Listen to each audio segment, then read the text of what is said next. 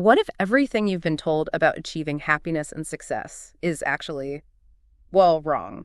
What if the secret isn't relentless positivity, but something far more counterintuitive? That's the kind of radical thought we're diving into today on the Deep Seek Diaries. We're plunging into Mark Manson's incredibly popular book, The Subtle Art of Not Giving a Fick, a counterintuitive approach to living a good life. And this isn't just any self-help book. It's been a global phenomenon. #1 New York Times bestseller, over 5 million copies sold, translated into, over 65 languages? That's right. It's huge. It's safe to say this book really struck a chord with a lot of people. You got it. And our mission with this deep dive really is to unpack Manson's distinctive style, his profane, ruthless humor, and that real talk approach. We want to reveal his core message, that embracing our fears, our faults, our uncertainties, that's not weakness. He argues it's actually the genuine path to a more grounded, more contented life. It's about confronting those uncomfortable truths. Instead of just papering over them. Exactly. Not avoiding them. And for you, our listener, this deep dive is essential. I mean, this book offers such a profound look into redefining your values, managing expectations, and ultimately finding genuine purpose in a world that's just saturated with information and this constant pressure to always be positive. It's kind of a refreshing shortcut, isn't it, to understanding a completely different perspective on mental health and self-improvement. Before we jump further into Manson's ideas, a quick heads up. If you're finding this deep dive valuable, hit that subscribe button and like this video.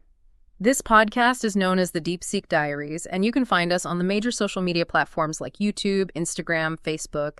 Linked in the description section are all the resources in discussion today, including books, websites, and so on. Please go through our terms and conditions as soon as you can. Now sit back and enjoy the podcast. Okay, so let's really dig into Manson's core argument, because like you said, it pretty much flies in the face of what so many self-help gurus have preached for decades. He essentially says, freak positivity. Right. Bluntly. So, if he's telling us to stop chasing constant happiness, what's the actual alternative he's proposing? That's the key question. And what's truly fascinating is his idea of radical acceptance. Manson isn't suggesting we, deny pain or try to feel good all the time. That's not it. Instead, he's saying improving our lives hinges not on turning lemons into lemonade, but more on learning to stomach lemons better. Stomach lemons better. I like that. Yeah. And he puts it bluntly, human beings are flawed and limited. Not everybody can be extraordinary. There are winners and losers in society, and some of it is not fair or your fault. Wow, that's direct. It is. And the empowerment, he argues, comes from truly embracing these fears, faults, uncertainties. It's about confronting those painful truths head on. And that then allows us to cultivate qualities like courage, perseverance, honesty, responsibility, curiosity, even forgiveness. So it's a total reframing of adversity. Exactly. Seeing it as just an inevitable part of life, not something broken that always needs fixing or avoiding. And this leads us right to the book's central, incredibly catchy metaphor, the limited flicks concept. Yes. Manson makes it crystal clear that there are only so many things we can give a flick about. So we need to figure out which ones really matter. It's a direct call, really, to curate your attention and your emotional investment. Choose your battles. Precisely. And he links this directly to the idea that true wealth isn't just about accumulating money. It's about accumulating meaningful experiences.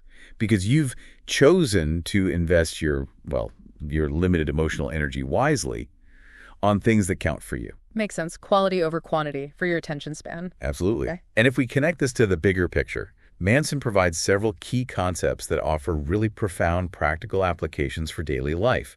For instance, he highlights what he calls the paradox of positive experience. And this is something, get this, highlighted by over 120,000 Kindle readers. Wow, 120,000. That's huge. It is.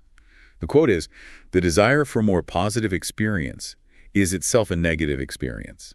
And paradoxically, the acceptance of one's negative experience is itself a positive experience." Okay, and back that a bit. Chasing happiness makes you unhappy. Essentially, yes. The constant striving is the negative part, but accepting the negative stuff that happens. That acceptance is a positive state. It tells us chasing happiness is actually counterproductive. True contentment often comes from embracing the whole spectrum of emotions, even the uncomfortable ones. Acceptance is the path. Right. Recognizing that acceptance is the real path to inner peace. He also emphasizes that true happiness occurs only when you find the problems you enjoy having and enjoy solving. Another big one highlighted by over 107,000 readers. Enjoy your problems. That sounds odd. Well, it's not about avoiding problems, but about choosing which challenges are worthwhile, which ones align with your values, and you actually find some meaning in tackling. Okay, choosing your struggles. Exactly. And then there's the crucial point about values. If you want to change how you see your problems, you have to change what you value and how you measure failure success. Nearly 100,000 readers highlighted that one too. It shows how critical values are in this whole self-transformation idea. So your values dictate how you perceive everything. Pretty much. He also touches on identity, noting the more something threatens your identity, the more you will avoid it. Makes sense, right? Right. We protect our sense of self. Definitely. And a very practical insight from motivation. Action isn't just the effect of motivation. It's also the cause of it. That do something principle. Don't wait for motivation, just start. Exactly.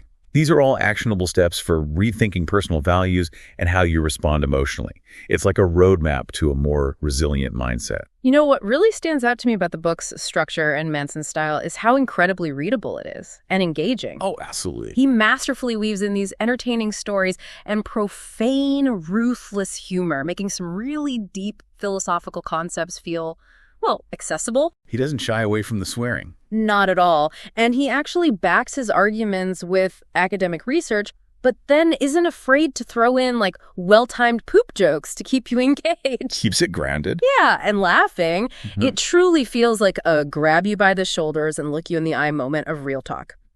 It's conversational, direct, completely unapologetic. I found that incredibly refreshing. And Manson's credibility. It's undeniable. He's not just some blogger with opinions. We're talking a 3-time #1 New York Times bestselling author, over 20 million copies sold worldwide, translated into over 65 languages. The numbers are staggering. They really are. And his blog, markmanson.net, it draws over 2 million monthly readers. It's often described as self-help for people who hate self-help. That sums it up perfectly. Plus, his writing's been featured in huge publications, the New York Times, Wall Street Journal, Time magazine. And there was even a feature film about his life released globally by Universal Pictures in 2023. Right, I remember that coming out. So this isn't just some passing fad. He's established himself as a really serious and impactful voice in the personal development space. I hope you are enjoying the topic so far. Please subscribe to the Deep Seek Diaries and like this video. Don't forget you can find us on the major social media platforms like YouTube, Instagram, Facebook, Twitter. Linked in the description section are all the resources in discussion today, including books, websites, and so on. So let's shift to what other people are saying. Diving into the Amazon customer sentiment for the subtle art, it's pretty impressive. He really is. The book boasts a solid 4.4 out of 5 stars, and that's from a massive number of ratings, 152,340 globally. It's a huge sample size. You can trust that rating. Absolutely. And the reception is overwhelmingly positive. What is it? Over 85% give it 4 or 5 stars. Yeah, that definitely signals people are getting a lot out of it. And when you actually dig into those reviews, you see these consistent themes pop up in the praise. Readers consistently highlight its exceptional readability and humor. They call it easy to follow and enjoyable to read. Lots of comments about literally laughing out loud at his witty and irreverent writing style. The humor definitely helps digest the tough messages. For sure. And its honesty is widely lauded, too. It's frequently described as brutally honest, truthful. Reviewers praise Manson for being frank and honest. No sugarcoating. None. And crucially, its impact is undeniable. So many people found its insights genuinely life-altering or thought-provoking, a real game-changer for their perspective. Some even called it their Bible. Their Bible. That's strong praise. Now, while the praise is overwhelming, it's only fair to note some common criticisms, too. For some readers, the pacing or maybe repetitiveness becomes an issue in the later sections. You do see that sometimes. Yeah, you see comments like, it felt repetitive at parts. Or one person said, just a load of useless waffle after soldiering on to almost halfway, though. Ouch. Okay. A bit harsh, maybe, but it's a sentiment that pops up. Yes. And digging deeper, one reviewer specifically pointed to Chapter 6 feeling confused and lacked structure. And Chapter 9, the one on death, apparently felt like too much of a chemist contrast compared to the rest of the book's sort of practical nature. Interesting critique on the structure there. Yeah. Another point was the author's self-focus. Some readers felt Manson talked about himself a bit too much. The personal stories. Right. Though, to be fair, many others found his personal stories really useful for actually illustrating his points. So mixed feelings there. Depends on the reader, I suppose. And a minor but interesting observation someone made.